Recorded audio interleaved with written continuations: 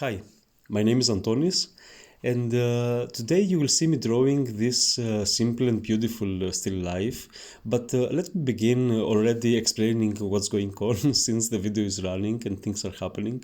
So you see me using this souvlaki stick to take some measurements, and these measurements I will transfer them on my paper. Here you see on this paper that I have marked on top and bottom where my vase will begin and where it will end.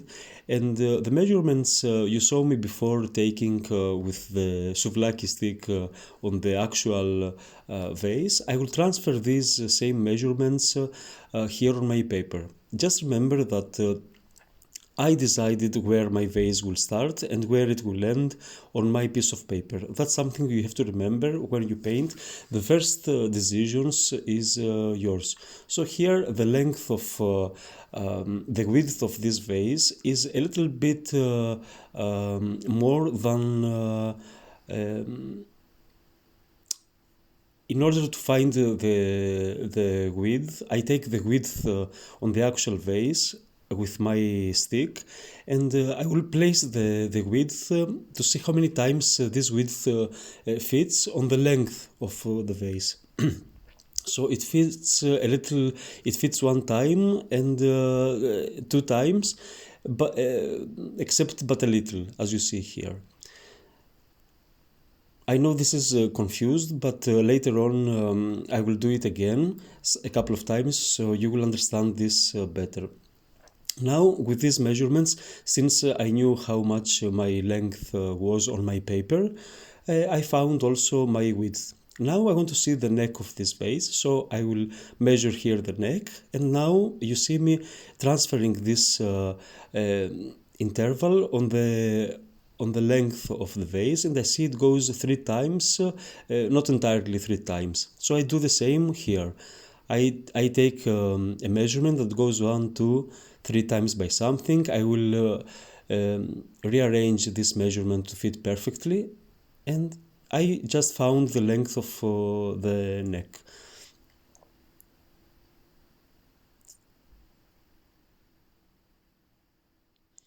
So I began with having the length of the vase. I decided what the length of the vase would be, and then I used the stick to find all the other measurements of this vase. Now that I found also the length of the neck of the vase, I will try to do some basic drawing and the basic lines of this vase. I know that this is too much too quickly, and this might be confusing, but stay with me. I will try to explain this process even better later on.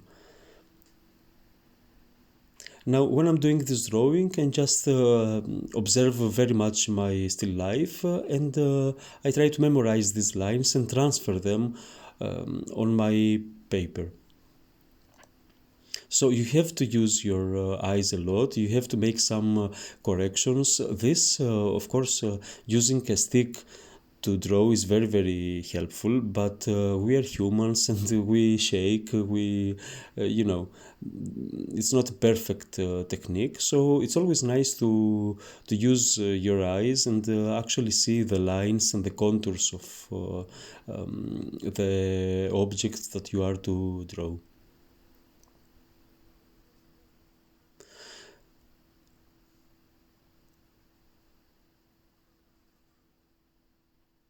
So with using a stick, you will always try to you ask a question, say how much does this length fit in another known length, and with these questions you will find the x, the unknown length that you search. Here, for example, I want to see the width of this cup. I decided that so what I'm doing here, I'm taking on my stick, I'm calculating the width of the stick, And then I will compare this width to the width of the vase, and I see that they are almost the same, as you see here. The length of the cup is unknown to me on my paper, but the length of the vase is known to me. So I see that the cup is just slightly less in comparison to the length of the vase. So I will take the same a length that is a little less than the length of the vase, and I will place it on my paper. Here it might be more comprehensible for you. Now, how I decided to place the top of the cup here, I saw that with my eyes, I decided that the cup cuts the vase on approximately that height. So it was a decision that I took without any measurements. If you want, you can always measure the same way with the stick and decide where to place the cup. Here again, you see me taking the length of the cup that I know how much it is on my paper now, and I compare to see the height of the cup. I see that the height is less than the cup, so I will take a measurement much less than the width of the cup, and this will give me the how tall the cup will be. I know that this is very confusing, and for those of you who are not familiar, this might be confusing, but really it's not. It's just a matter of comparing, doing comparisons, and if you practice a little bit, you will really understand in depth this very powerful tool we have for drawing. So just keep your arm stretched, and you will practice with a simple still life like this, a simple vase and a simple cup, and you will do fine.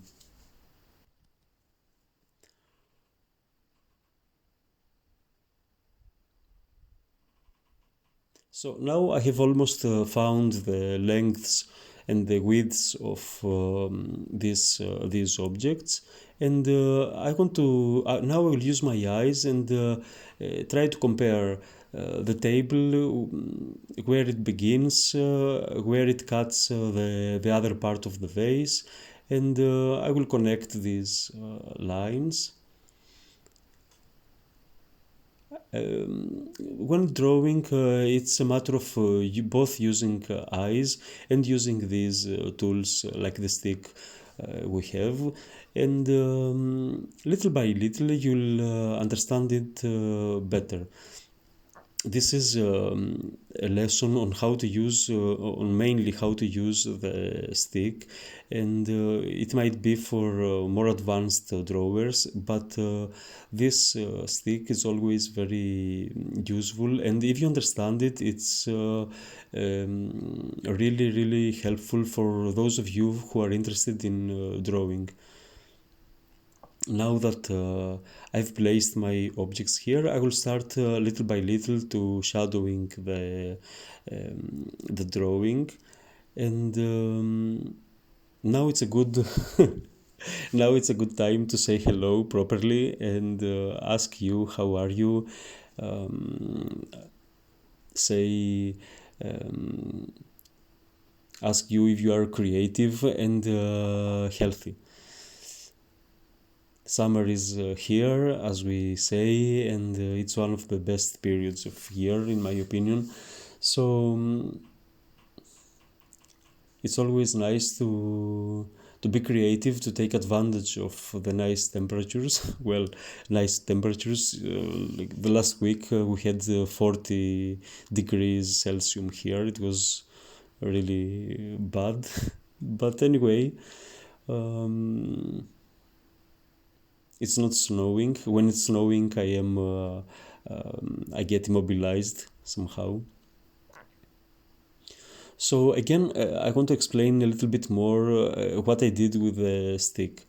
The first thing I did on my paper is to just decide on my own where I want the big part, the big object of my still life to begin and where to end. So I took these two measurements, and now I know the length of my vase because I decided the length of my vase.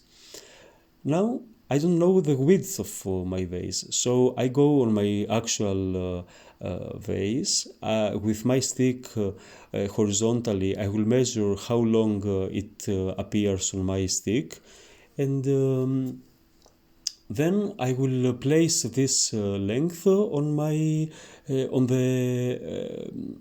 the length of this vase, and I will see that if I add two widths of the vase, I will surpass the height of the length of the vase by a little.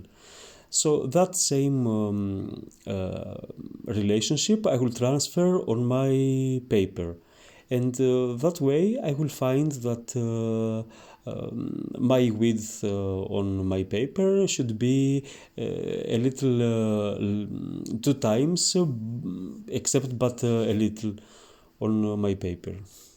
I'm so sorry for not explaining these things properly. I do my best, be sure. But I think if you are interested in learning how to use a stick, you'll probably have understood this. I'm sure you're not. You'll get the idea. The same thing, now I know what is the width and the length of my vase. I see that the neck of the vase is a little smaller, so I will again go on my actual still life, on the actual object.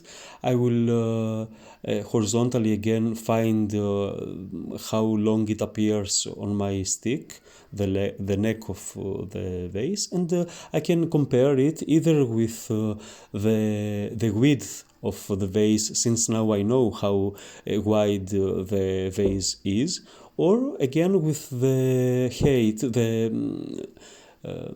length of the vase. The same thing I did with the cup. I needed to find how wide this cup is, so I placed the stick horizontally on my actual still life. I found its length, how long it appears on my stick, and then I compared that length with the length of I compared how wide the width of the cup with the width of the vase, since these two were very similar. They were almost the same. I could anyway compare it or validate what I found doing a second comparison with the length of the vase, comparing the width of the cup with the length of the vase, and see how many times the width of the cup fits to the length of the vase. I hope now that this is more understandable to you. And then little by little I will draw the lines. Okay, here I would say that when you are about to draw the contours of some object, what I do is I watch carefully the contours on my object, very carefully, and then I memorize these lines, and I will transfer these lines on my paper. It takes a couple of seconds, or maybe less than that, to remove your eyes from the actual object to your paper. For these milliseconds, probably, you have to have in your memory these lines. So try to memorize what you see for a little and transfer that memory on your paper when you're doing these lines or some other comparisons like value comparisons, how light or how dark something is, and some shapes, some lines, etc. If something is wrong, don't actually erase it directly, just try to find the correct line. Anyway, so now that I feel, I'm not sure though, that I have explained how the stick works, and I have drawn my basic objects. I will, as you see now, I'm shadowing these objects, and I'm trying to find to do other comparisons, how much darker or lighter something is from something else. So this is another process, a different one, but very interesting as well. Here I'm using two pencils as my tool. One pencil is a little softer than the other. It's an 8B in softness, and the one you see me now using is 2B in softness. I believe this is a scale, a universal scale of how soft or hard some pencils can be. And I will try to do some comparisons. I see there is a strong contrast between the background and the white cap. And I also see that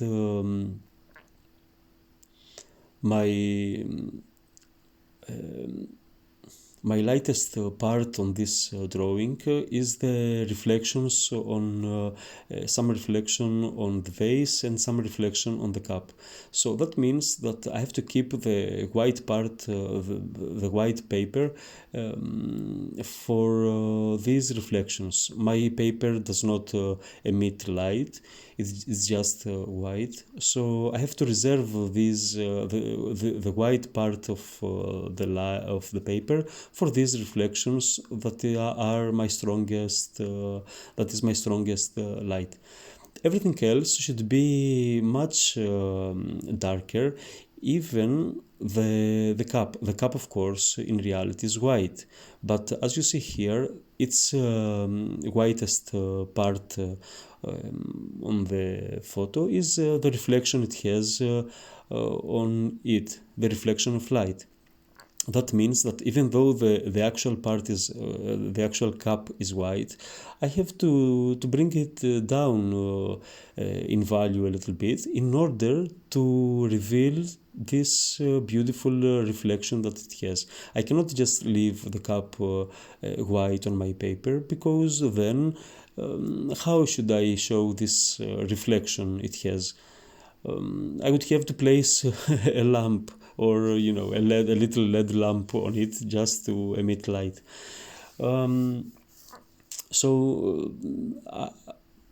When we draw, we tend to not darken things as much as they appear. We tend to want to keep them lighter than they are, but this works against us, because this will not leave us room to play with all the values that an object has. And if we do not go as dark, we will not be able also to reveal the lights of a still life or an object. So it is important to go dark. Don't be afraid to attack your drawing with darkness.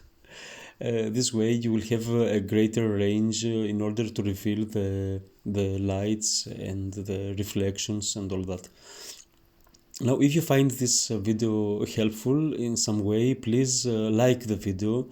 it's really important to for me to know that people do like what I present them. And if you haven't yet, please consider subscribing. It's really nice. I want to thank all of you for your amazing presence in this channel, and also to thank my supporters on patreon.com. It's really amazing that people do support me there, and I do appreciate it. So yeah, thank you so much for your nice comments, your participation in the community of this channel. It's really nice. And for me, it's very important to understand that you gain something out of these videos, that you become better in painting, iconography, drawing. It's really important for me to feel that these are helpful to people. So again, thank you for letting me know that these videos are of use to you. This is this lesson today, how to use a stick. I have to say that it's probably not an easy one. It requires some practice, and that's why many people don't grasp really the use and the power of using a stick when we draw from life. So I would just invite you to place a very simple object on it and just try to compare its length to its width, and with a stick, the way I showed you in this video, and just try to draw it. It doesn't need to be, if this still life seems complicated to you, yes, it is glass, and it might be intimidating for some artists. Just find an object that you feel comfortable with and try to draw it. Drawing is a skill that is, in my opinion, extremely useful for any kind of artist, either whether you are an iconographer, a painter, or anything. It's truly useful to know how to draw something simple, to know how to it's a matter of seeing. Drawing makes your eyes, your vision evolve somehow, I would say. You'll understand better what you see, and it's a whole new way to see reality. So I would invite you, if you are not familiar with drawing, to just place a simple object in front of you. Just try to have it next to an open window with some where there is some strong contrast, and just try to draw it and see what's going to happen.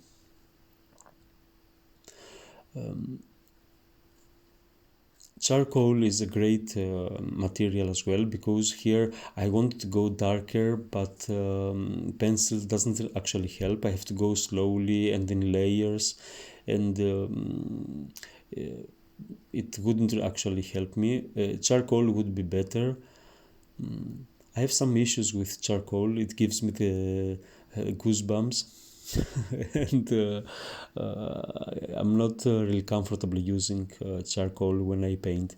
The same way I cannot actually use chalk when I'm drawing, because it's horrible. It makes me feel horrible.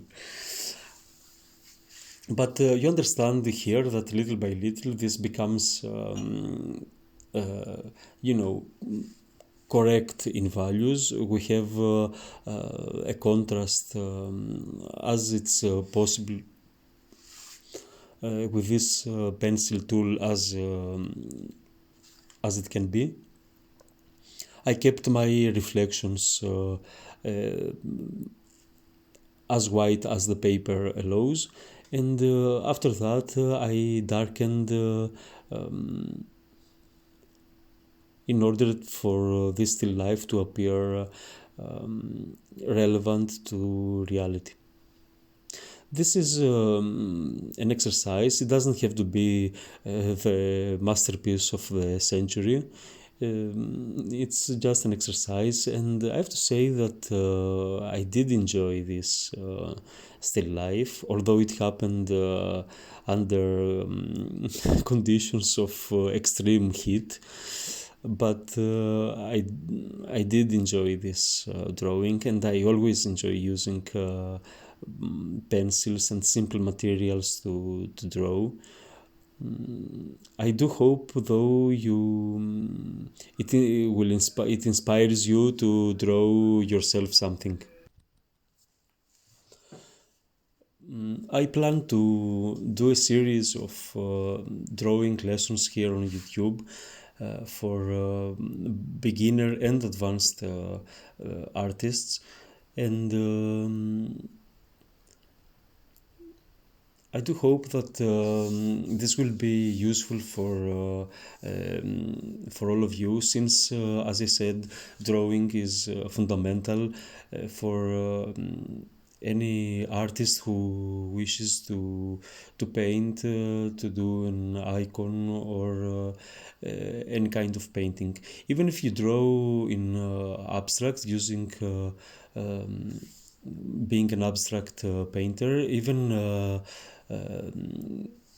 with that, know how to draw is useful. It will help you understand composition better. It will help you really see and do comparisons in color, in value, in shapes and lines. It's a visual language. Knowing how to draw is like learning a visual language that is very charming, of course, but also it has many applications and many uses. So again, I would invite you to start learning this if you haven't yet, and see where this can lead you. The possibilities are infinite, and the tools are great. There is a great range of tools to work with, and it's really very soothing and nice process.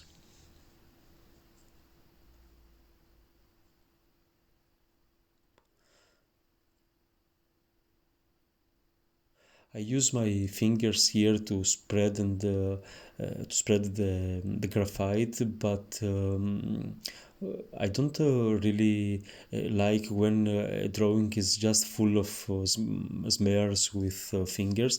I like to keep the tip lines of the pencils visible, and I like the drawing to have some tooth, have some edge, and not be completely blurry as the fingers are creating it.